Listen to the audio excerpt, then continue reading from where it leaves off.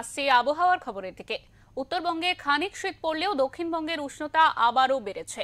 নভেম্বরের শেষে এসে ঘাম ঝরছে দক্ষিণবঙ্গবাসীর। এই পরিস্থিতিতে শীত প্রেমীদের মনে ঘুরপাক খাচ্ছে একটাই প্রশ্ন, এবছর কি তাহলে আর শীত পড়বে না? আলিপুর আবহাওয়া দফতরের পূর্বাভাস অনুযায়ী শীতের দাপট দক্ষিণবঙ্গে নেই বললেই চলে। কয়েকদিন রাতের তাপমাত্রা বেড়েছে 2 থেকে 3 ডিগ্রি সেলসিয়াস। কলকাতায় রীতিমতো গরম অনুভূত হচ্ছে। হাওয়া অফিস তরফে জানানো হয়েছে চলতি সপ্তাহের রবিবার পর্যন্ত দিনের তাপমাত্রা আরও বাড়তে পারে। শনিবার বেলা বাড়ার সাথে সাথে কলকাতার তাপমাত্রা 30 ডিগ্রি সেলসিয়াসেরও উপরে যেতে পারে। সর্বনিম্ন তাপমাত্রা থাকতে পারে 19 ডিগ্রি সেলসিয়াসের কাছাকাছি, যা শীতের তাপমাত্রার তুলনায় অনেকটাই বেশি।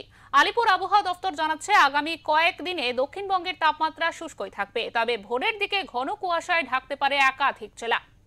আলিপুর আবহাওয়া দফতরের বিশেষজ্ঞরা জানাচ্ছে চলতি সপ্তাহে শীতের দাপট না থাকলেও ডিসেম্বরের প্রথম সপ্তাহের পর থেকেই দক্ষিণবঙ্গে আবারও পারদ নামতে শুরু করবে। অন্যদিকে উত্তরবঙ্গের জেলাগুলিতে শীত উপভোগ করছে উত্তরবঙ্গবাসী। সোমবার পর্যন্ত দার্জিলিং জেলার কিছু অংশে বৃষ্টি হওয়ার পূর্বাভাস রয়েছে, তবে বাকি জেলাগুলি শুষ্কই থাকবে বলে জানা গিয়েছে। পশ্চিমবঙ্গের মতো উত্তরবঙ্গেও এমনকি বলা যায় যে দক্ষিণবঙ্গের মতো উত্তরবঙ্গেও এখন এই মুহূর্তে কুয়াশার যে দাপট সেই দাপট লক্ষ্য করা যাবে।